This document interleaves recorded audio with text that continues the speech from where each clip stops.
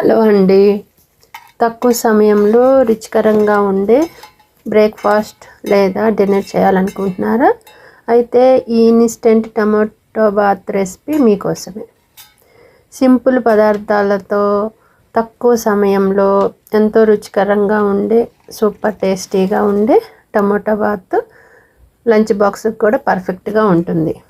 ఇప్పుడు ప్రొసీజర్లోకి వెళ్తే, ఒక బౌల్ తీసుకొని అందులో ఒక 2 టేబుల్ స్పూన్స్ ఆయిల్ కానీ నెయ్యి కానీ వేసుకొని వేడి చేయండి. ఇది వేడైన తర్వాత ఇందులోకి 1 టేబుల్ స్పూను తాలింపు గింజలు కూడా వేసుకొని ఫ్రై చేసుకోండి. ఇది ఫ్రై అయిన తర్వాత సన్నగా పొడవుగా కట్ చేసి పెట్టుకున్న ఆనియన్స్ని కూడా వేసి పచ్చివాసన పోయే వరకు వేయించండి. ఇప్పుడు ఇందులోకి సన్నగా పొడవుగా కట్ చేసి పెట్టుకున్న ఒక 3 పచ్చిమిరపకాయలు, అదేవిధంగా 1 రెమ్మ కరివేపాకు కూడా వేసుకొని గోల్డెన్ బ్రౌన్ కలర్ వచ్చే వరకు ఫ్రై చేయండి. ఇప్పుడు ఇందులోకి సన్నగా కట్ చేసి పెట్టుకున్న టమాటా ముక్కలను కూడా యాడ్ చేయండి.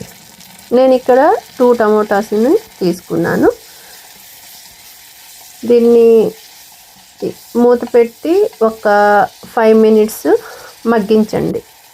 ఇప్పుడు మనకి రుచికి సరిపడా సాల్ట్, 1/4 టేబుల్ స్పూను పసుపు వేసి ఒకసారి కలుపుకోండి మొత్తం.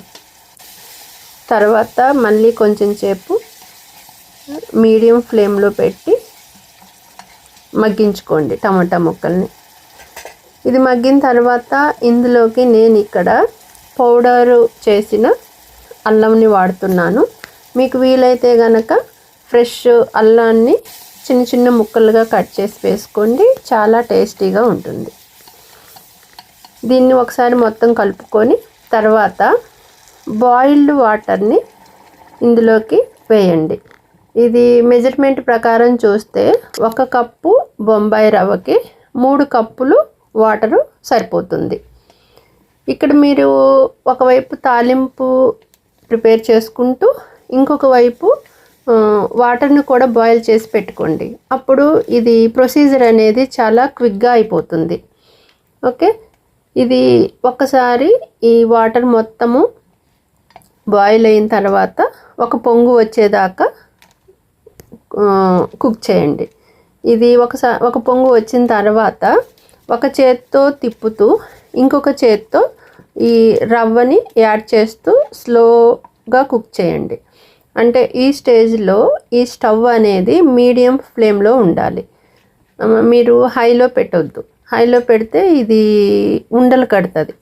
ఓకే, స్లోగా కుక్ చేసుకుంటూ ఉండండి, కానీ తిప్పటం మాత్రము కంటిన్యూస్గా తిప్పుతూనే ఉండండి, కంప్లీట్గా కుక్ అయ్యే వరకు కూడాను. ఇది మీరు కన్సిస్టెన్సీ ఇది మీకు నచ్చినట్లు ఉండొచ్చు. ఎందుకంటే కొంతమందికి కొంచెము జారుగా ఉంటే ఇష్టం ఉంటుంది, కొంతమందికి ఓకే ముద్దగా ఉంటే ఇష్టం ఉంటుంది. అది మీ ఇష్టాన్ని బట్టి మీరు కుక్ చేసుకోండి. ఇది మొత్తం కుక్ అయిన తర్వాత కొంచెము సన్నగా తరిగి పెట్టుకున్న కొత్తిమీరను కూడా వేసి ఫైనల్గా ఒకసారి మొత్తం మిక్స్ చేసి పక్కన పెట్టుకోండి. ఇప్పుడు ఒక ప్యాన్ తీసుకొని అందులోకి 1 గుప్పెడు జీడిపప్పులు వేసుకుంటున్నాను నేను ఇక్కడ. మీరు కావాలంటే పల్లీలైనా వాడుకోవచ్చు.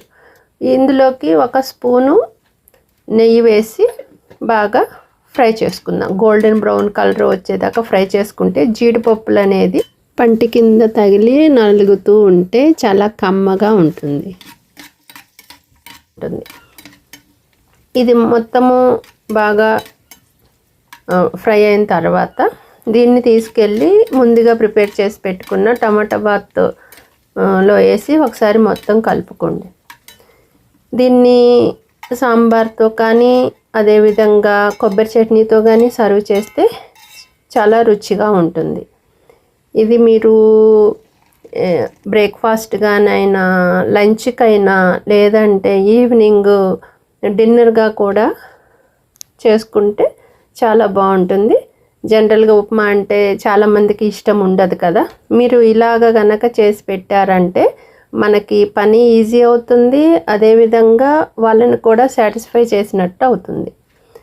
ఇలా నేను చెప్పిన ఈ ప్రొసీజర్ ప్రకారం మీరు ఒకసారి చేసి చూడండి, చాలా బాగుంటుంది. మీకు ఈ వీడియో నచ్చినట్లయితే లైక్ చేయండి, సబ్స్క్రైబ్ చేసుకోవటం మర్చిపోవద్దు.